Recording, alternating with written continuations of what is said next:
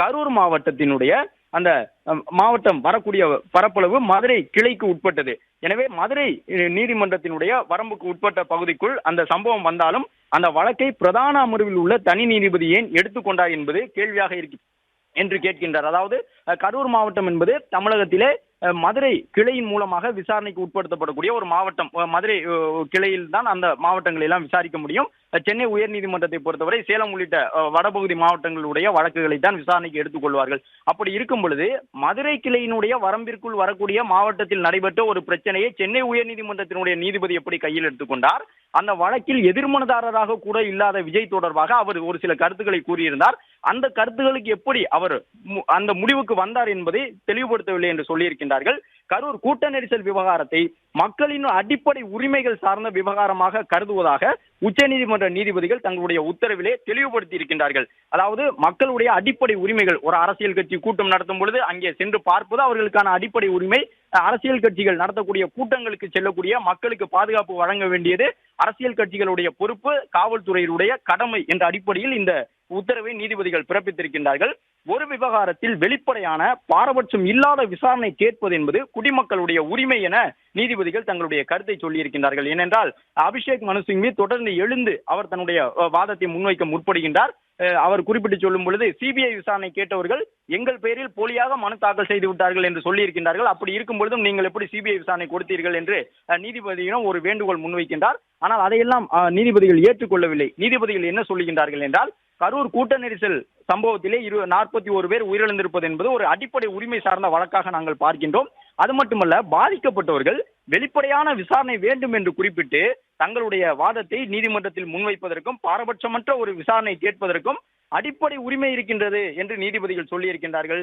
சென்னை உயர்நீதிமன்றத்தினுடைய ஒரு நீதிபதி, அதாவது தனி நீதிபதி அவர்கள் பிறப்பித்திருந்த அந்த உத்தரவு தொடர்பாகவும் பல்வேறு கேள்விகளை எழுப்பியிருக்கின்றார்கள்.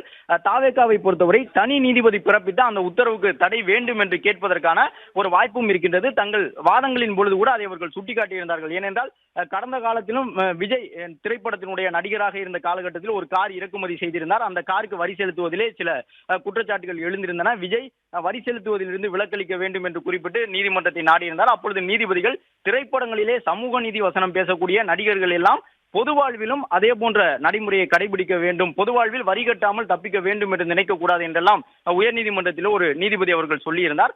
அந்த கருத்துக்கு பின்னர் இவர்கள் தடையாணை பெற்றிருந்தார்கள் விஜய் தரப்பிலே.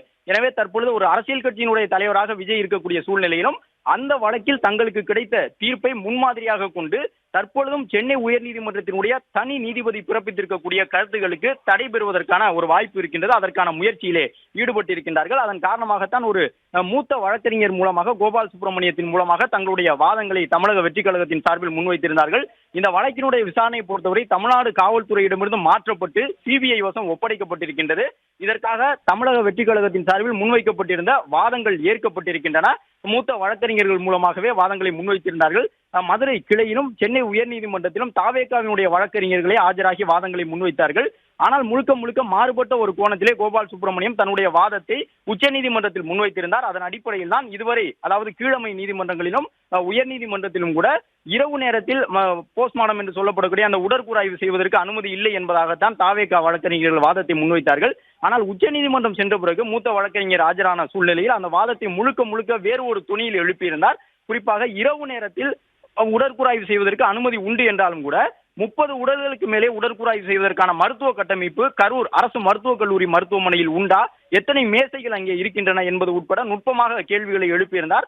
அது உச்சநீதிமன்றத்தினுடைய நீதிபதிகளாலும் ஏற்கப்பட்டது. அந்த கேள்வியை ஏற்றுக்கொண்டு அவர்கள் அரசு தரப்பை நோக்கி அடுக்கடுக்காக கேள்விகளை எழுப்பியிருந்தார்கள். அப்பொழுது ஒரே இரவுக்குள் 30 பேருக்கு எப்படி உடற்கூறாய்வு செய்தீர்கள் என்று நீதிபதிகள் கேட்டபொழுதுதான் சேலத்திலே நடைபெற்ற மருத்துவர்கள் மாநாட்டுக்காக வந்திருந்த மருத்துவர்கள் இந்த சம்பவத்தை கேள்விப்பட்டவுடன் தமிழ்நாடு அரசினுடைய வேண்டுகோளை ஏற்றுக்கொண்டு உடனடியாக தங்களை மருத்துவ பணிக்கு உட்படுத்திக் கொண்டார்கள். சேலத்தில் இருந்து கரூருக்கு சென்றார்கள். இரவு நேரத்தில் உடற்கூறாய்வு செய்து கொடுத்தார்கள்.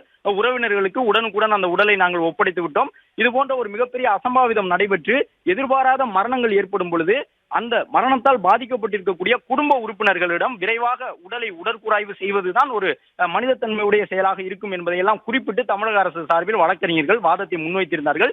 என்றாலும் இந்த மூத்த வழக்கறிஞர்கள் உச்சநீதிமன்றத்திலே தாவேகாவிற்காக ஆஜராகி ஒரு புதிய துணியிலே வாதங்களை முன்வைத்திருந்த நிலையில் அந்த வாதங்கள் ஏற்கப்படுவதற்கான ஒரு வாய்ப்பு இருப்பதாகவே பார்க்கப்பட்டது.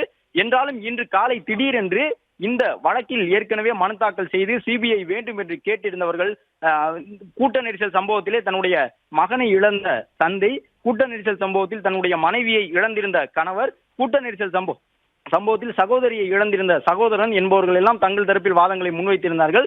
ஆனால் அவர்கள் எங்களுடைய அனுமதி பெற்று வழக்கறிஞர்கள் வாதத்தை முன்வைக்கவில்லை. இந்த மனுக்களை நாங்கள் தாக்கல் செய்யவில்லை, வேறு காரணங்களை சொல்லி எங்களிடமிருந்து கையெழுத்து பெற்று இந்த வழக்கை தாக்கல் செய்து விட்டார்கள் என்று உச்சநீதிமன்றத்திலே திடீரென்று இன்று காலை தன்னுடைய கருத்தை சொல்லியிருந்தார்கள். இது இன்னும் சற்று நேரத்தில் வரப்போகின்ற அந்த தீர்ப்பில் மாற்றத்தை ஏற்படுத்துமா என்று அப்பொழுதே ஒரு மிகப்பெரிய பரபரப்பை இன்று காலை ஏற்படுத்தியிருந்தது. ஆனாலும் இந்த வழக்கை பொறுத்தவரை முதன்மை மனுதாரர்கள் என்பவர்கள் தமிழக வெற்றி கழகத்தை சார்ந்த மனுதாரர்கள் தான். அந்த அடிப்படையில் தான் இந்த வழக்கினுடைய தீர்ப்பை அவர்கள் பிறப்பித்திருக்கின்றார்கள். பிளே ஸ்டோர் மற்றும் ஆப் ஸ்டோரில் இருந்து பாலிமர் செயலியை QR கோடு மூலம் பதிவிறக்கம் செய்யுங்கள். செய்திகளை உடனுக்குடன் பெறுங்கள்.